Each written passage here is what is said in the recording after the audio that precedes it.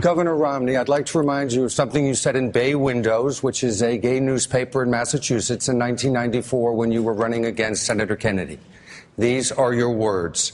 I think the gay community needs more support from the Republican Party, and I would be a voice in the Republican Party to foster anti-discrimination efforts. How have you stood up for gay rights, and when have you used your voice to influence Republicans on this issue? Andy, as you know, I don't discriminate. And in the appointments that I made when I was governor of Massachusetts, a member of my cabinet was gay. I appointed people to the bench regardless of their sexual orientation. I made it very clear that, in my view, we should not discriminate in hiring policies, in legal policies. At the same time, from the very beginning in 1994, I said to the gay community, I do not favor same-sex marriage. I oppose same-sex marriage, and that has been my view.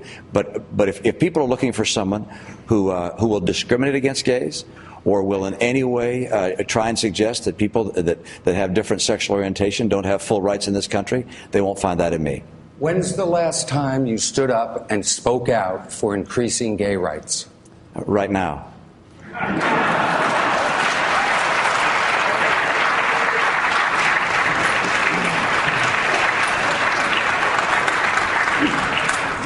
Senator Santorum, would you be a voice for increasing gay rights in the party? Surprise, it's coming to me.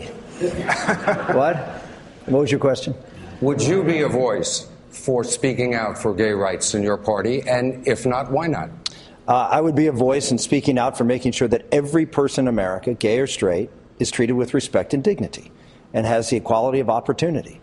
That does not mean that I would agree with certain things that the gay community would like to do to change laws with respect to marriage or respect to adoption and things like that. So you can be respectful. This is the beautiful thing about this country. James Madison called the First Amendment, he called it the perfect remedy.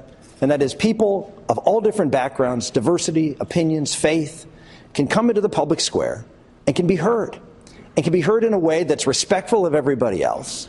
But just because you don't agree with someone's desire to change the law doesn't mean you don't like them or you hate them or you want to discriminate against them. But you're trying to promote promote things that you think are best for society. And I do so, and I think if you watch the town hall meetings that I've been doing all over New Hampshire, I do so in a respectful tone. I listen to the other side. I let them make their arguments, and then we do so in a very respectful way. And you know what? We may not agree. That's why we leave it open to the public to be able to elect members of Congress and the Senate and the President who support their ideas. What if you had a son who came to you and said he was gay? I would love him as much as I did the second before he said it. And I would try to do everything I can to be as good a father to him as possible.